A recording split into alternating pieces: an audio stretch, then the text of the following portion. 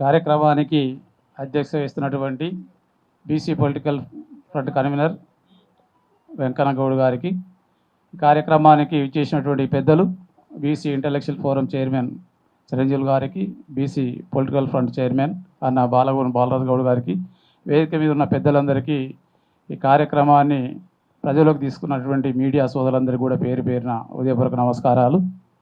ఖబర్దార్ పవన్ కళ్యాణ్, ఇది ముమ్మాటికి తెలంగాణ ప్రజల జాగీరే, ఇది బీసీల జాగీరే.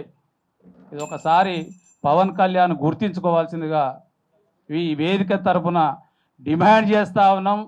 అతనికి మరొకసారి హెచ్చరిస్తూ ఉన్నాం. పవన్ కళ్యాణ్ చెప్తా ఉన్నాడు, తెలంగాణను నేను ప్రేమిస్తా, ఆరాధిస్తా, తెలంగాణలో ఉన్నటువంటి అందరూ కూడా నా కుటుంబ సభ్యులే అన్నాడు. అయ్యా పవన్ కళ్యాణ్, కుటుంబ సభ్యులే అని అన్నప్పుడు మొన్న తెలంగాణ అవతరణ దినోత్సవం సందర్భంగా ఈ రాష్ట్ర ముఖ్యమంత్రిని పట్టుకొని అడ్డంగా నరికేస్తాం. రాష్ట్ర ముఖ్యమంత్రి అంటే నీకు అంత కళ్ళకు కనపడేటువంటి పరిస్థితి. మరి ఇది రేవంత్ రెడ్డి ఏ విధంగా తీసుకుంటాడో మాకు తెలియదు, కానీ ఇది 4 కోట్ల మంది తెలంగాణ ప్రజలను అవమానించినట్టుగానే. అదేవిధంగా పొన్నం ప్రభాకర్ గౌడ్ ఎవడురా నువ్వు? పొన్నం ప్రభాకర్ గౌడ్ ఎవరని అనిపిస్తావా? పొన్నం ప్రభాకర్ గౌడ్ ఎవరో నీకు తెలియదా? పార్లమెంటులో నీ లగడపాటి రాజగోపాల్ రెడ్డి పేపర్ స్ప్రే వేస్తే పేపర్ స్ప్రేను వాళ్ళు ముఖం మీద కొడితే కూడా తీసుకొని తెలంగాణ కోసం ఆ రోజు ఉన్నటువంటి స్పీకర్ కాలు పట్టుకొని పార్లమెంట్లో నినదించి తెలంగాణ తీసుకొచ్చినటువంటి వ్యక్తుల్లో పొన్నం ప్రభాకర్ గౌడ్ తెలియదా నీకు? అదేవిధంగా తెలంగాణకు ఒక్క రూపాయి కూడా ఇవ్వనని ఉమ్మడి ఆంధ్రప్రదేశ్ ముఖ్యమంత్రి కిరణ్ కుమార్ రెడ్డి అన్నప్పుడు, అరే కిరణ్ కుమార్ రెడ్డి నువ్వు కరీంనగర్ వస్తే నీ హెలికాప్టర్ వెళ్ళి చేస్తా అని చెప్పి ధైర్యంగా చెప్పినటువంటి వ్యక్తి పొన్నం ప్రభాకర్ గౌడ్ గురించి తెలియదా? ఈ విధంగా తెలంగాణ ముఖ్యమంత్రిని, మంత్రులను నువ్వు నీ యొక్క అనుచరుల చేత, నీ యొక్క కిరాయి గుండాల చేత అవమానకరంగా మాట్లాడుతూ ఉన్నవే.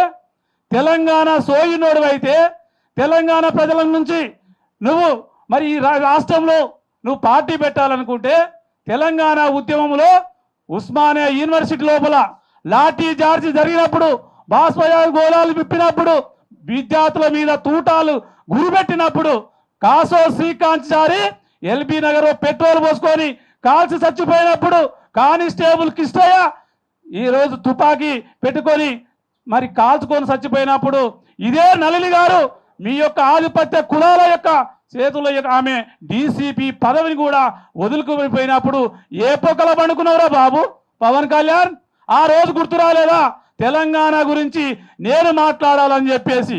ఈ తెలంగాణలో ఎప్పుడో మద్రాసు నుంచి తరలి కొడితే అక్కడి నుంచి హైదరాబాద్ వచ్చేసి ఈ రోజు వందలాది ఎకరాలలో ఈ రోజు స్టూడియోలు, Ramanaidu studio, Ramakrishna studio, Padmalaya studio, ఈ రోజు పోతే ఈరోజు అక్కడ మరి ఈనాడు రామోజీరావు గ్రూపుల పేరు మీద ఈ రోజు మనం చూస్తున్నాం 100 ఎకరాలు దోపిడీ చేసి ఈ రోజు హీరోలు మీరే, హీరోయిన్లు మీరే, ఈ రోజు ఈ రాష్ట్రంలో ఉన్నటువంటి సినిమా ఇండస్ట్రీ మీరే, ఈ రోజు థియేటర్లు మీరే, ఇక్కడ ఉన్నటువంటి దర్శక నిర్మాతలు మీరే.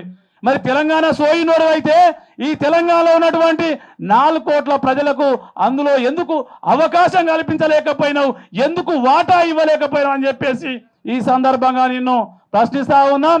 ఇప్పటికైనా నీ వెనుక ఉన్నటువంటి చంద్రబాబు 2 కళ్ళ సిద్ధాంతంతో ఆ రోజు తెలంగాణ ప్రజలను అవమానించిండు. మొన్న నరేంద్ర మోడీ గారు వచ్చేసి, వాస్తవంగా దేశానికి నరేంద్ర మోడీ వస్తే ఎక్కడ ఉండాలి? పార్టీ ఆఫీసులోకి రావాలి, లేకపోతే ఈ రాష్ట్రంలో ఉన్నటువంటి కేంద్ర మంత్రి ఇంట్లోకి వెళ్ళాలి. కానీ ఎక్కడ వెళ్ళిండు? పవన్ కళ్యాణ్ ఇంట్లోకి వెళ్తాడు, చంద్రబాబు ఇంట్లోకి వెళ్తాడు. చంద్రబాబు బీజేపీ కాదు, పవన్ కళ్యాణ్ బీజేపీ కాదు.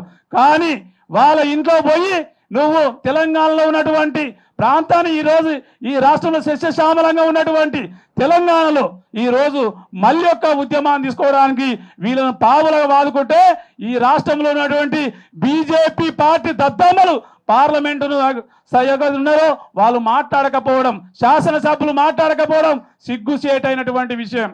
ఒకనాడు అన్నారు తెలంగాణ వస్తే ఈ యొక్క తెలంగాణ రాష్ట్రంలో కరెంటు వైర్ల మీద బట్టలు వేసుకోవచ్చు అన్నారు, నీళ్లు రావన్నారు, నిధులు లేవన్నారు, ఉద్యోగాలు లేవన్నారు. మరి నీళ్లు లేవు, నిధులు లేవు, ఉద్యోగాలు లేవు, కరెంటు లేనటువంటి ఈ ప్రాంతంలో ఎందుకు వస్తున్నావా బాబు? ఎవరి సంకనాకం ఎక్కిస్తారు? కొంచెమైనా ఆలోచన ఉండాలి కదా మాట్లాడే ముందు, చెప్పే ముందు. కాబట్టి ఇప్పటికైనా నాటి నుంచి నవాబుల నుంచి ఆ రోజు బండెనక బండి కట్టి 16 బండ్లు కట్టి ఏ బండ్లో వస్తావో కొడుకు నైజాము సర్కరోడ చుట్టుముట్టు సూర్యపేట నట్ట నడమ నల్లగొండ గోల్కొండ కోట కింద నీ గోరు కడతామని చెప్పేసి ఆ రోజు తెలంగాణ ప్రజలు ఏ విధంగా చెప్పారో మళ్ళీ తెలంగాణ వైపు చూస్తే ఆ రోజు వాళ్ళకి ఏ విధంగా గోరు కట్టిరో మీకు కూడా గోరు కట్టడానికి తెలంగాణ ప్రజలు సిద్ధంగా ఉన్నారని చెప్పేసి మరొకసారి విజ్ఞప్తి చేస్తూ ఇది రాబోయేది బీసీల రాజ్యం, బీసీలు చైతన్యమైతా ఉన్నారు, బీసీలు రాజ్యాధికారం దిశగా పోతున్నారని చెప్పి దీన్ని విచ్ఛిన్నం చేయడానికి నానా కుట్రలు చేస్తా ఉన్నారు. కాబట్టి ఈ కుట్రలను మరి అడ్డుకోవాలని చెప్పేసి పవన్ కళ్యాణ్ సేన పేరుతో ఎవరైతే ఉన్నారో బడుగు బలహీన వర్గాలకు సంబంధించినటువంటి యువత మీరు తక్కదారి పట్టవద్దు. కేవలం ఇది అధికారం కోసం వాడాడుతున్నటువంటి డ్రామాలో మీరు పావులు కావద్దు. వాళ్ళ కోసం పోయి కేసులు పెట్టుకొని జైలులకు ఎద్దవద్దు. మన ఆత్మగౌరవం కోసం పోరాటం చేస్తాం, మన బహుజన రాజ్యాధికారం పోరాటం చేద్దామని చెప్పేసి ఈ సందర్భంగా వచ్చినటువంటి మీడియా సోదరులందరి ద్వారా ఈ యొక్క రాష్ట్ర ప్రజలందరికీ విజ్ఞప్తి చేస్తూ జై హింద్, జై బీసీ, జై తెలంగాణ.